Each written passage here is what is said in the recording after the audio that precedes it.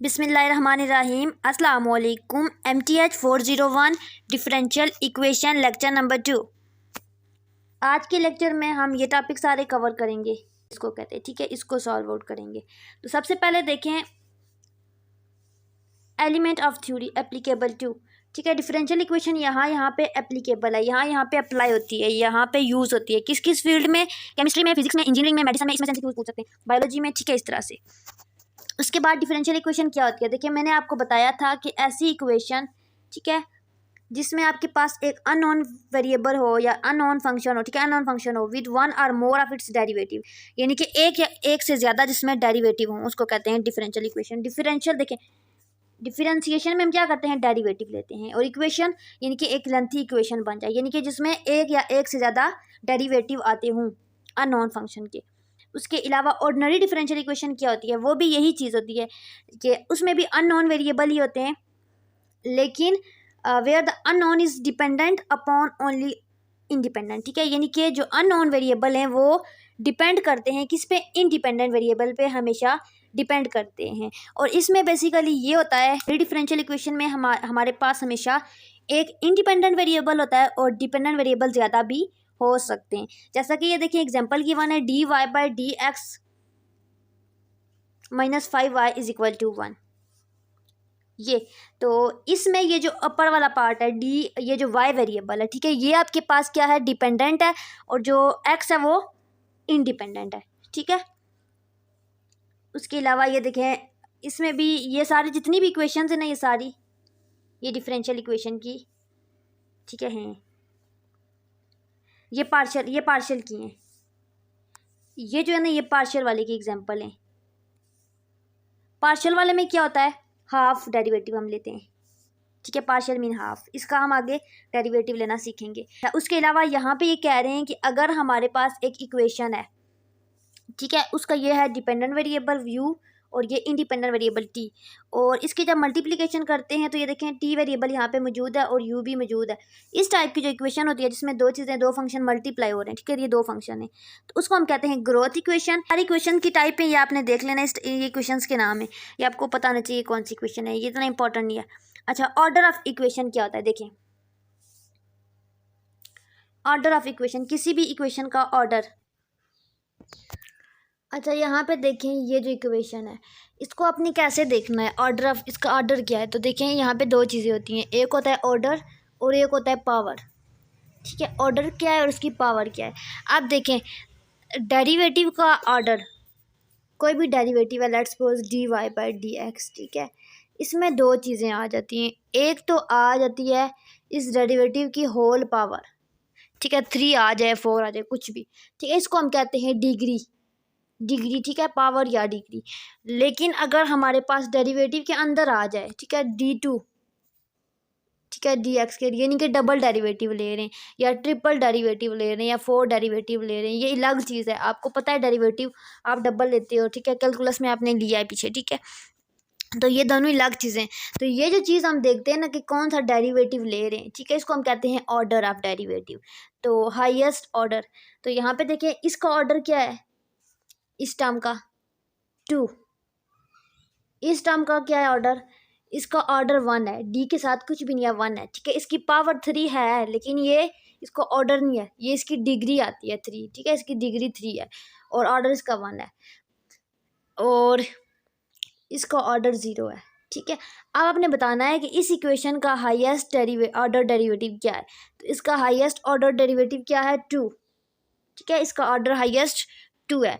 लेकिन अगर हम देखते हैं कि इसकी डिग्री क्या है हाईएस्ट, तो देखें डिग्री, इसकी डिग्री क्या है, ठीक है, इसकी ब्रैकेट के बाद पावर क्या है, अगर देखा जाए कुछ भी नहीं है, यानी कि 1 है, इसकी डिग्री 1 है और इसकी डिग्री 3 है, ठीक है, और इसकी डिग्री भी, ठीक है, मैक्सिमम कौन सी डिग्री होगी, ये 3 वाली, ठीक है, तो इसकी मैक्सिमम डिग्री 3 है और ऑर्डर 2 है। दोनों चीज़ों को आपने मिक्सअप नहीं करना, दोनों अलग चीज़ें हैं, ठीक है।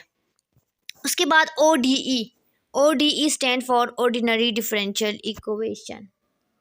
ये मैं आपको बता चुकी हूँ कि इसमें क्या होता है कि आपके पास one or more dependent variable हो सकते हैं, लेकिन इनडिपेंडेंट वेरिएबल एक ही होगा और उसका आप डेरिवेटिव लेते हो, ठीक है, वो सारा, इसको आप कहते हो ऑर्डिनरी डिफरेंशियल इक्वेशन। जैसे कि ये एग्जांपल ऊपर मैं बता चुकी हूँ, इसको आप कहते हो इस टाइप की इक्वेशन को ऑर्डिनरी डिफरेंशियल इक्वेशन। देखिए इसमें इनडिपेंडेंट वेरिएबल एक्स ही है, एक ही है, ठीक है। उसके बाद partial differential equation. Partial differential equation क्या होती है? जो इस टाइप की इक्वेशंस होती हैं, आपको देख के पता चल जाएगा ये पार्शियल इक्वेशन है, ठीक है। अच्छा, यहाँ पे देखिए क्या कह रहे हैं, an equation that involve partial derivative of one or more dependent variable with respect to two or more independent variable. देखें कह रहे हैं कि एक डिपेंडेंट वेरिएबल होगा, ठीक है, डिपेंडेंट वेरिएबल एक होगा और इंडिपेंडेंट वेरिएबल टू या इससे ज़्यादा भी हो सकते हैं, ठीक है, इस इक्वेशन में। और इसमें हम क्या करेंगे, पार्शियली इसको डिफरेंशिएट करेंगे, इसका पार्शियल डेरिवेटिव फाइंड आउट करेंगे, ठीक है।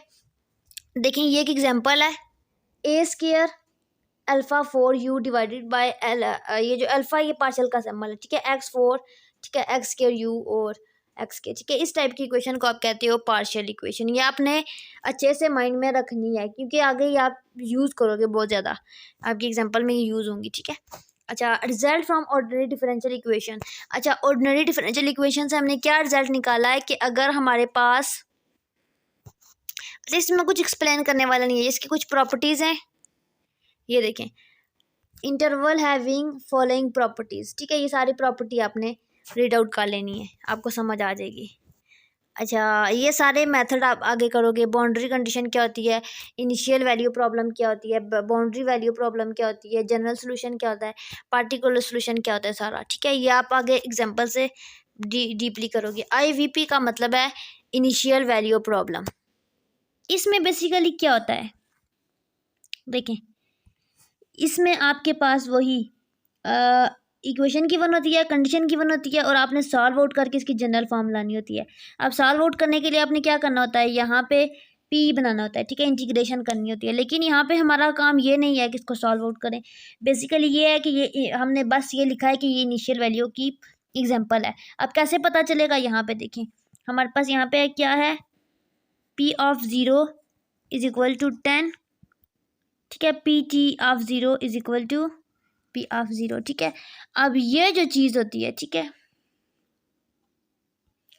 और ये जो बाउंड्री की एग्जांपल है ये भी देख लेते, ठीक है, Y of 0 is equal to 1, ठीक है, और 2 ऑफ P, ठीक है, Y dash is equal to -1, ठीक है।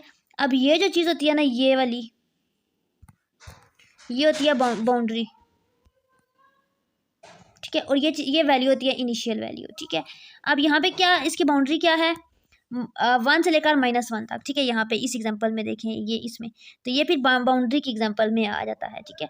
इसी तरह यहाँ पे अगर देखें तो यहाँ पे क्या है, P 0 से स्टार्ट हो रहा है और P 0 पे खत्म हो रहा है, ठीक है। इसकी बाउंड्री वैल्यू क्या है, कुछ भी नहीं है, ठीक है। इनिशियल वैल्यू क्या है, 0 से 0 तक ही है, ठीक है, और ये इनिशियल वैल्यू की एग्जाम्पल है, ठीक है, यहाँ से आपको पता चल जाना चाहिए।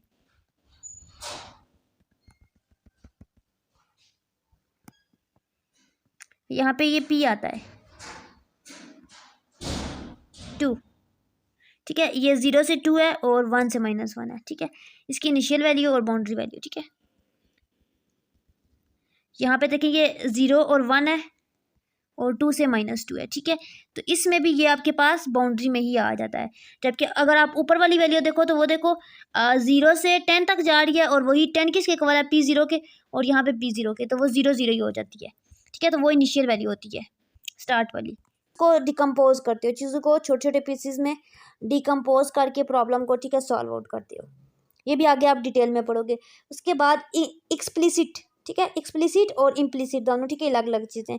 अब जो इस तरह की फॉर्म होती है, ठीक है, आप उसको कहते हो एक्सप्लिसिट, ठीक है, और जो ये MCQs आ सकता है, ठीक है, एक्सप्लिसिट फॉर्म और इम्प्लिसिट का, ठीक है। उसके बाद इम्प्लिसिट क्या होती है, इस तरह की फॉर्म जो होती है,